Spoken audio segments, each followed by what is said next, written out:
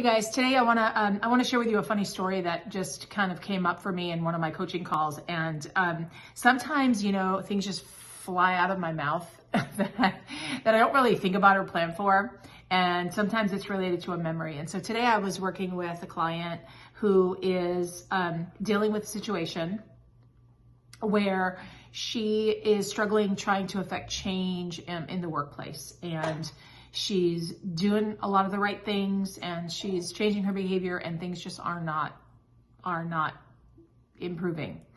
And so I said, what's coming up for me is a story that I learned when I was in my early 20s from my aunt. Her name was Aunt Georgie. She's still, bless her heart, she's still with us.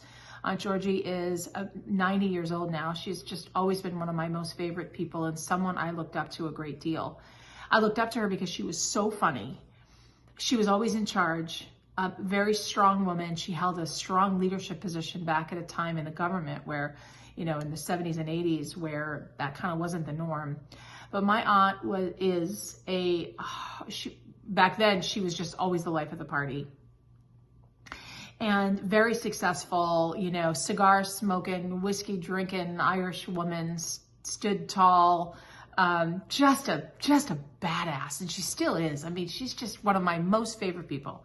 Anyway, when I was in my early 20s, my aunt, I remember going to her struggling with something and struggling with a relationship that I was in at the time. And I said, Auntie, what should I do? I feel like this isn't right, but I'm in it, and what do I do? And my aunt gave me the best advice that ever. And I still, it's always been in my heart. I've cleaned it up a little bit, but today it came right out of my mouth. And I said, what my Aunt Georgie taught me that I want to share with you in my 20s? Here it is. If you can't fix it and you can't live with it, then you got to say, F it.